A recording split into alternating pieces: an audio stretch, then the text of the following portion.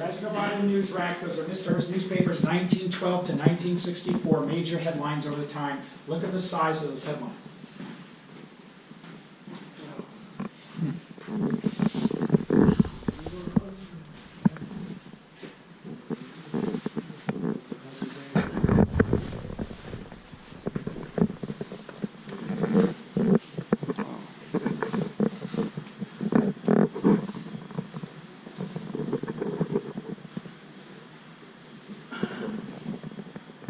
So how does this compare to your home office?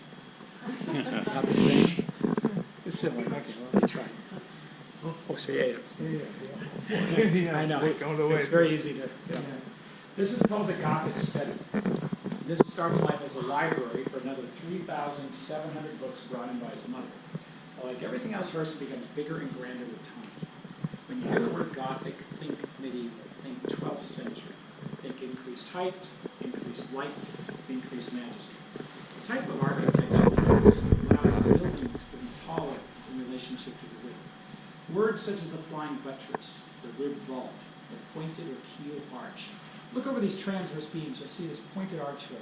Look over the doorways. Look up here over the windows. Look right behind you on this French mantle. This is the ogival or OG arch. Think of two hands clasped in prayer, extending toward God. Has a religious connotation that makes a strong buttress. Allows more room for light for windows. This allows light into the room. You notice this is the brightest room you've been in so far? It's because it's Gothic. Now look up overhead. There's a 15th century Spanish Mudahar ceiling with the Islamic 8-pointed stars incorporated.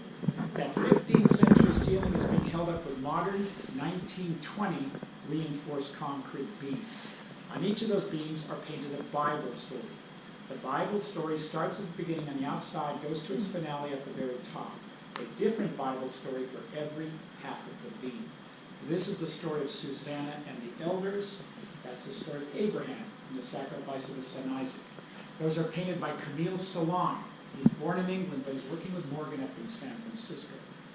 Now look beyond the Gothic elements. This is a man cave for workaholic. It is a corporate boardroom.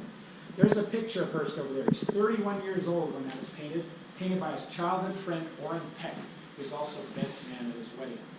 Now, although this is just a vacation house, he needs to run an empire that's literally worldwide. Starting in 1887, he's given control of the San Francisco Examiner by his father. He is 23 years old. He puts its name over the masthead's sole proprietor. That is the birth of Hearst Corporation.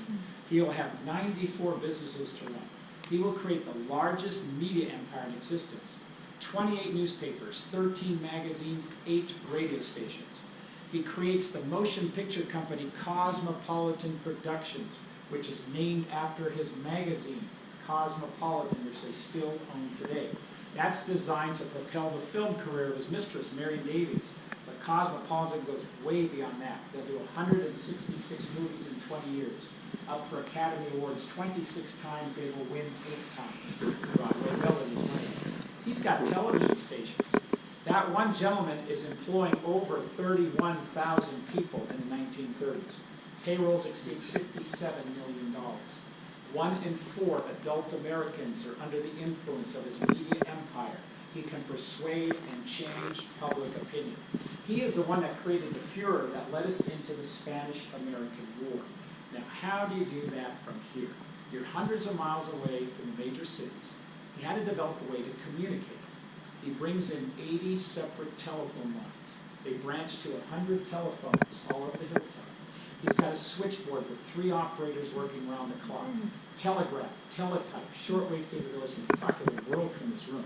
He's so into communication, he would extend telephone lines 20 miles into the hills to base camps where they go out there by horseback and camp overnight. They put the telephones in boxes in a tree, and they put mothballs in the boxes. So when he opened up the box, he would not be stung by hornets or bees. He's out there one night with the Hollywood stars. One of them says, "I wonder how the Dodgers would do it." He said, "I don't know, I'll go find out." He goes into the bushes, opens up the box, and pulls out the phone. He calls an editor. They tell him what inning it is, who's at bat, what the score is. Puts the phone back in the tree, in the box, comes back to the fire, tells his guests they're blown away. How does he know this stuff way out in the middle of nowhere? Can you imagine what he would do today with a smartphone and the internet? So, anyway, he wants to see his 28 newspapers flown in every day or sent by teletype. He'd come up here in the evening after the movie. His newspapers are spread all over the floor. He's walking around the room with a red crayon. He's clicking his fingers. He's kind of doing a little dance. He's getting the impression of the pages of the newspapers. Back then, subscription did not sell the newspaper to it. Drew your attention to the news rack. Did you see the size of those headlines? Yeah, huge headlines, sensational headlines, exaggerated headlines, yellow journalism. He's a pioneer in all those things. So picture this, 2 a.m. Pacific Standard Time. He's in here looking at the New York Journal. He owns that on the East Coast. At that time, it's 5 a.m. Eastern Standard Time. He can actually pick up a telephone here in California, call in real time, talk to the editors in New York, tell them what he wants to do for the paper for the next day, the next week. He won't go to bed till 5 in the morning. He gets 4 or 5 hours sleep, starts the whole process the next day. Here they call him the chief, because he is a chief. He's running an empire. So let's look at his life for a minute. He's got 31,000 employees, got the largest media mogul in existence. He's buying art even if he can't afford it. He's got a girlfriend on this side of the country, a wife and kids on the other side of the country, and he keeps building. The 4th floor goes up. It's called the Celestial Suite, which means toward heaven. So we're going to have one more set of stairs and see how close to heaven we can get. Follow me. Watch your overhead here. Got a little overhead.